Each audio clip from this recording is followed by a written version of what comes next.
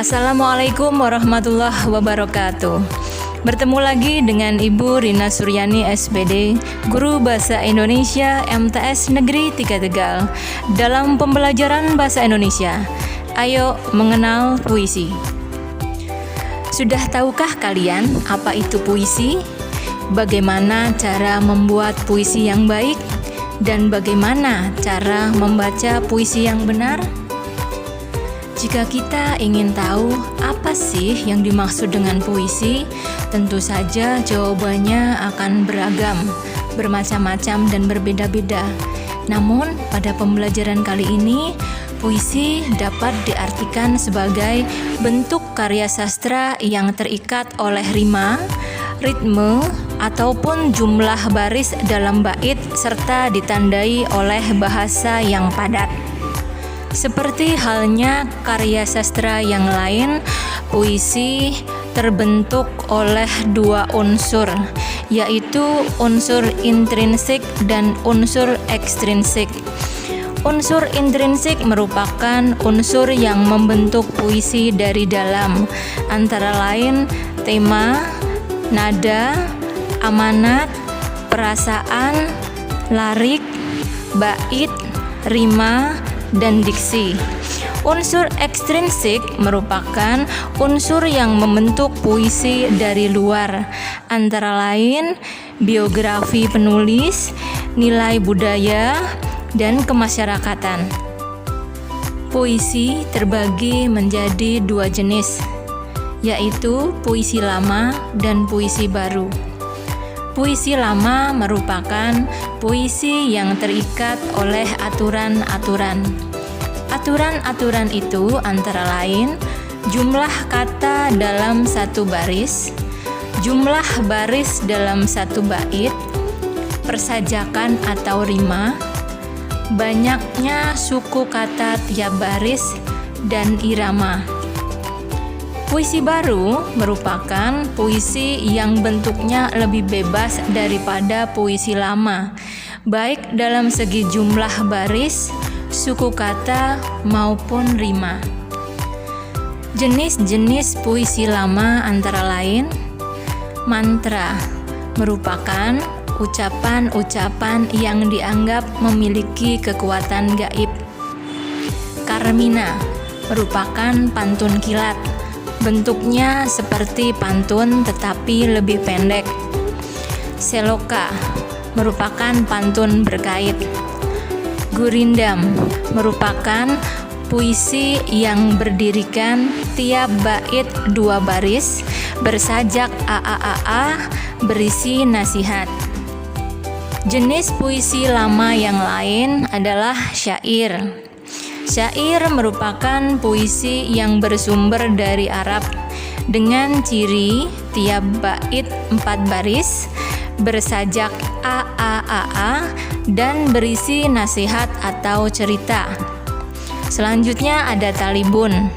Talibun merupakan pantun genap yang tiap bait terdiri dari 6, 8, ataupun 10 baris. Berikutnya ada pantun, merupakan puisi yang bercirikan bersajak ABAB, tiap bait 4 baris, tiap baris terdiri dari 8 sampai 12 suku kata. 2 baris awal disebut sebagai sampiran, 2 baris berikutnya merupakan isi. Pembagian pantun menurut isinya terdiri dari pantun anak, pantun muda-mudi, pantun agama atau nasihat, pantun teka-teki, dan pantun jenaka. Jenis-jenis puisi baru antara lain balada. Balada merupakan puisi berisi kisah atau cerita zaman dahulu. Himne. Himne merupakan puisi pujaan untuk Tuhan, tanah air, atau pahlawan. Satir merupakan puisi yang berisikan sindiran atau kritik. Epigram merupakan puisi yang berisi tuntunan atau ajaran hidup. Romans merupakan puisi yang berisi luapan perasaan cinta kasih. Dan yang terakhir adalah elegi, merupakan puisi yang berisi ratap tangis atau kesedihan. Selanjutnya, marilah kita belajar cara menulis puisi yang baik dan benar. Setiap orang pasti bisa menulis puisi, tetapi bagus atau tidaknya tergantung dari karya yang dihasilkan penulis puisi. Ada banyak cara yang bisa kita gunakan agar menghasilkan puisi yang baik dan benar. Berikut merupakan rangkuman cara menulis puisi yang baik dan benar. 1. Bacalah buku tentang puisi sebanyak-banyaknya disertai contoh-contoh puisi. 2. Pergi ke tempat-tempat yang indah dan berkesan. 3. Mengingat kejadian-kejadian yang paling indah atau paling sedih. 4. Setelah mendapat inspirasi, gunakanlah emosionalmu sehingga kamu dapat terhanyut dalam inspirasimu. Kalau memang perlu, berteriaklah, marahlah, berlarilah jika inspirasimu berupa suatu kemarahan. Namun, jika inspirasimu berupa kesedihan, maka jangan kamu tahan, biarkan air mata menetes. 5. Ungkapkanlah apa yang telah kamu rasakan tersebut. 6. Langkah terakhir, tulis yang kamu rasakan dalam secarik kertas. Setelah mempelajari cara menulis puisi yang baik, tidak kalah penting pula, mari kita pelajari cara membaca puisi yang baik. Saat membaca puisi, kita perlu memperhatikan hal-hal sebagai berikut. Yang pertama ada interpretasi atau penafsiran. Sebelum membacakan puisi, alangkah baiknya kita memahami isi puisi, sehingga apa yang diharapkan oleh penulis puisi akan bisa kita sampaikan sesuai harapan penulis puisi kepada penonton atau pendengar. Kedua, ada teknik vokal atau vokalisasi. Tentu saja ketika kita membacakan puisi, perlu kita latih vokal kita. Misalnya mengucapkan A, I, U, E, O, dan sebagainya. Yang ketiga, ada performa atau penampilan.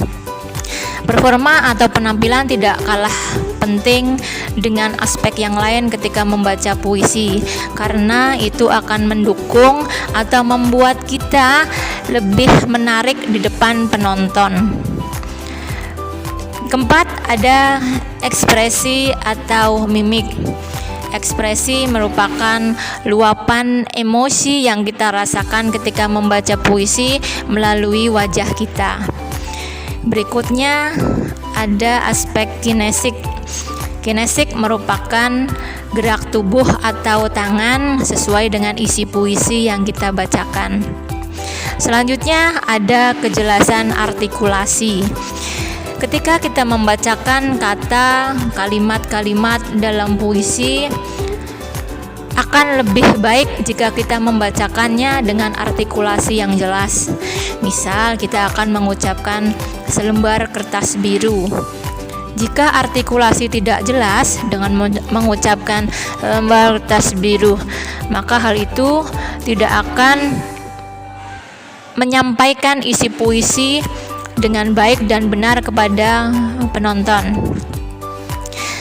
Bisa disampaikan dengan jelas, selembar kertas biru. Selanjutnya ada timbre. Timbre merupakan warna bunyi. perbedaan bunyi yang dihasilkan antara dua bunyi walaupun kedua bunyi tersebut memiliki nada yang sama. Selanjutnya ada irama puisi. Terakhir ada intonasi atau lagu suara. Di dalam intonasi ini kita sesuaikan dengan isi puisi yang kita bacakan. Kadang kita membacakan dengan suara yang keras, kadang lembut, kadang cepat, dan kadang lambat. Demikianlah sudah kita pelajari materi mengenai puisi. Selanjutnya, marilah kita lihat contoh puisi yang dibacakan oleh W.S. Rendra.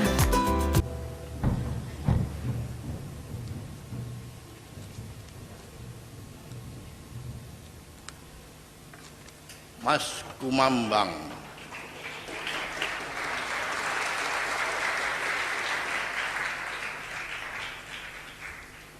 Kabut fajar menyusut dengan perlahan. Bunga bintaro berguguran di halaman perpustakaan.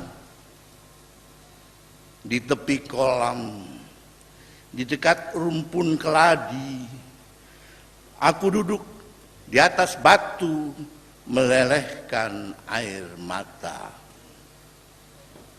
Cucu-cucuku, zaman macam apa, peradaban macam apa yang akan kami wariskan kepada kalian?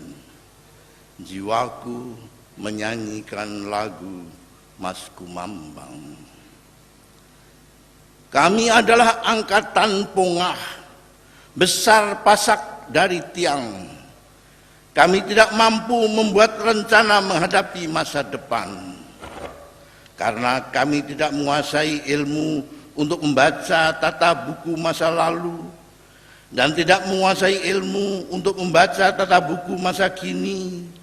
Maka rencana masa depan hanyalah spekulasi keinginan dan angan-angan. Cucu-cucuku, negara terlanda gelombang zaman edan. Cita-cita kebajikan terhempas batu lesu di pangku batu. Tetapi aku keras bertahan, mendekap akal sehat dan suara jiwa, biarpun tercampak di selokan zaman. Bangsa kita kini seperti dadu terperangkap di dalam kaleng hutang yang dikocok-kocok oleh bangsa adikuasa tanpa kita bisa melawannya. Semuanya terjadi atas nama pembangunan yang mencontoh tatanan pembangunan di zaman penjajahan. Tatanan kenegaraan dan tatanan hukum juga mencontoh tatanan penjajahan, menyebabkan rakyat dan hukum hadir tanpa kedaulatan. Yang syah berdaulat hanya pemerintah dan partai politik. Oh comberan peradaban, oh martabat bangsa yang kini compang-camping. Negara gaduh, bangsa rapuh, kekuasaan kekerasan merajalela, pasar dibakar, kampung dibakar, gubuk-gubuk gelandangan dibongkar tanpa ada gantinya. Semua atas nama tahayul pembangunan.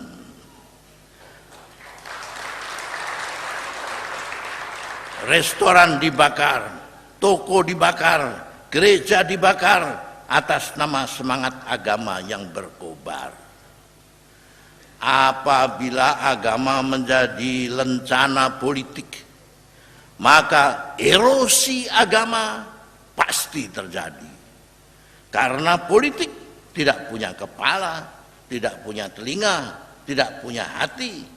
Politik hanya mengenal kalah dan menang, kawan dan lawan, peradaban yang dangkal. Meskipun hidup berbangsa perlu politik, tetapi politik tidak boleh menjamah kemerdekaan iman dan akal di dalam daulat manusia. Namun daulat manusia dalam kewajaran hidup bersama di dunia harus menjaga daulat hukum alam, daulat hukum masyarakat, dan daulat hukum akal sehat. Matahari yang melayap naik dari ufuk timur telah melampaui pohon jinjing. Udara yang ramah menyapa tubuhku, menyebarkan bau bawang yang digoreng di dapur, berdengung sepasang kumbang yang bersanggama. Demikianlah pembelajaran mengenal puisi. Semoga dapat membantu kita meningkatkan keterampilan kita dalam hal menulis dan membaca puisi. Terima kasih atas perhatian kalian. Ibu akhiri, wassalamualaikum warahmatullahi wabarakatuh.